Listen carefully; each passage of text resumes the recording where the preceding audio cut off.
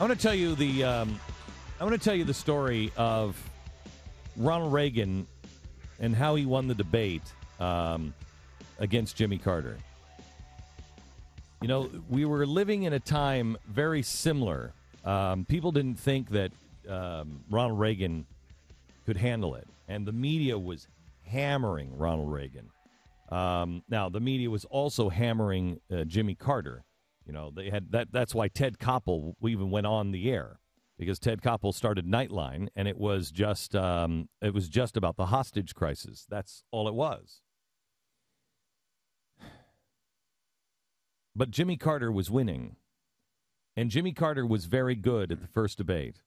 And at that first debate, he made Ronald Reagan look like he didn't know what he was talking about, because Jimmy Carter was a bureaucrat.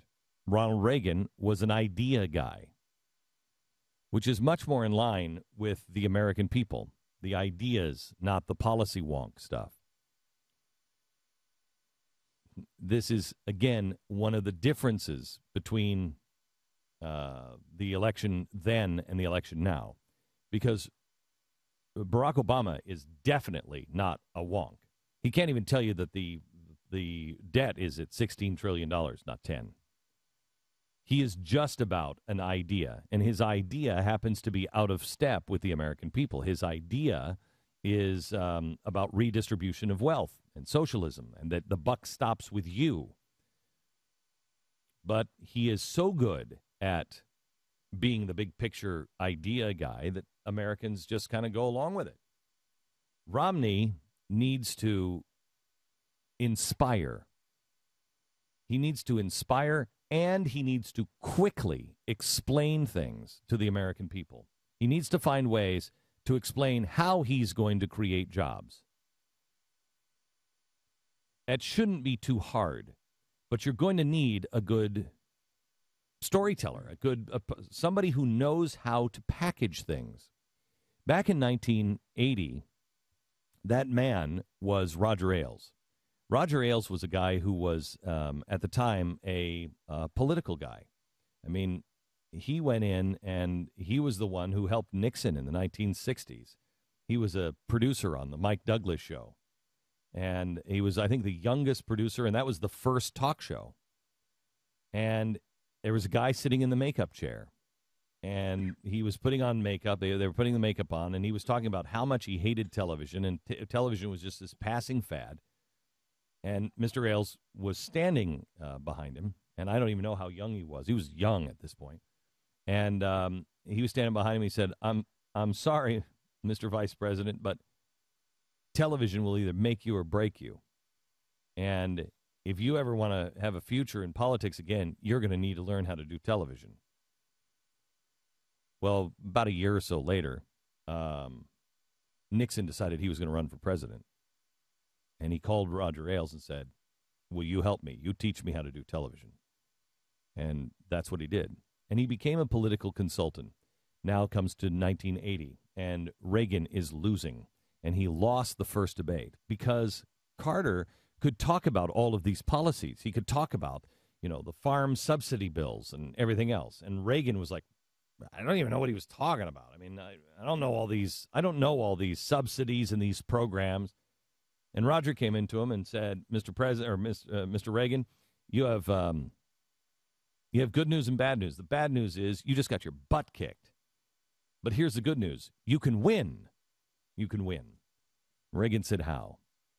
And he said, I don't mean this to be a slam. This is why the American people like you, and this is why you're going to be so effective.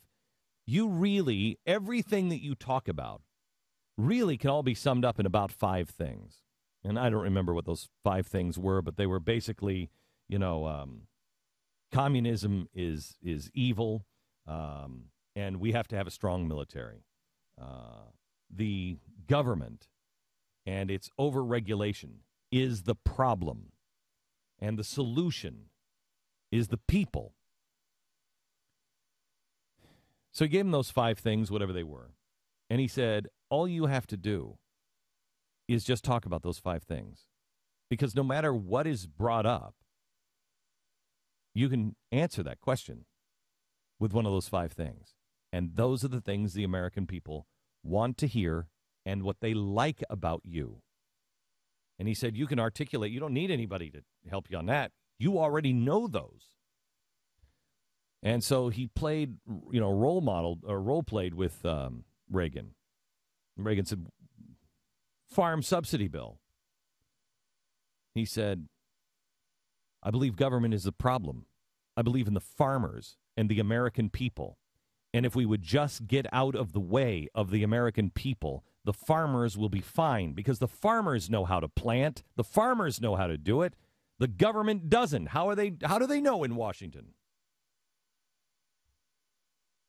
I imagine that meeting ended with smiles all around. And the next debate, well, there he goes again. And Reagan crushed him, and that was the end.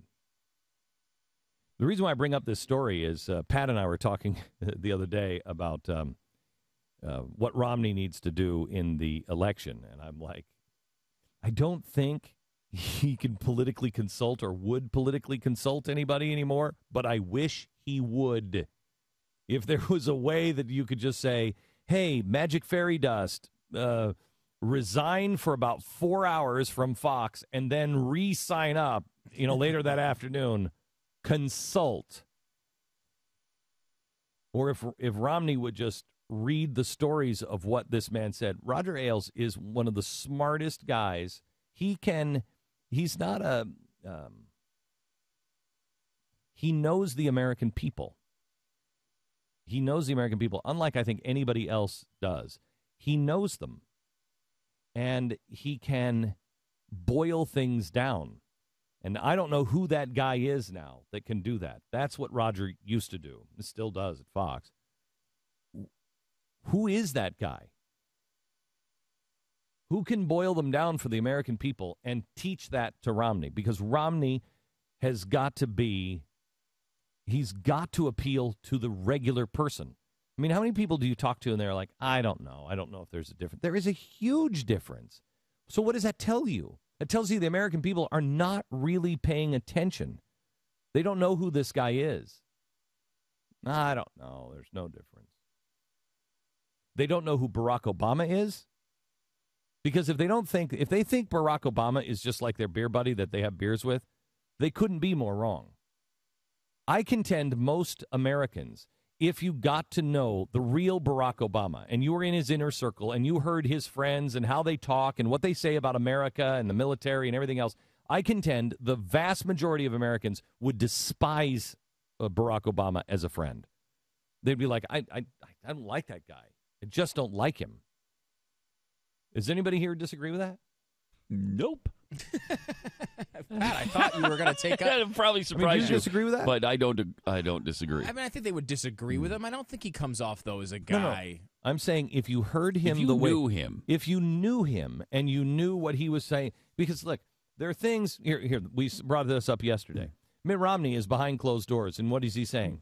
I can't win when 47% of the American people want the handouts because I can't give them the handouts. And so I can't concentrate on that. That's the worst thing that he can come up with. What else did he say behind closed doors? The Fed is killing us. Have you seen that video anyplace? No. The reason why they're not showing that is because that would connect with the Democrats. There's a Reagan Democrat position. They know that the Fed printing money is a very bad thing, but they haven't heard anyone of any stature besides Ron Paul articulate that. When somebody of real stature and credibility articulates that point of view and says, look, the government is spending too much money. We're not getting money from the Chinese. We're not getting it from the Russians. And the Fed is killing us. They're just making this money up, and the government's going right along with it. That's what he's saying behind closed doors. What Barack Obama says behind closed doors is not in line with the American people. That's why he's on a prompter all the time. That's why he has to be on a prompter. Because if you're hanging out with Barack Obama, at some point, you'll hear Michelle say, you know what, I've just never been proud of my country. And you'll be like, what?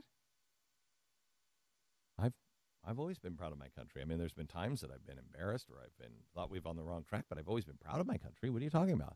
There's enough of those things that it would make you say, I don't like this guy. It's not like me. I mean, it's not like you're going to, grab torches and pitchforks, but you're not going to be friends with the guy. But he's done such a great job of imaging himself as something that he's not. Maybe it's just me.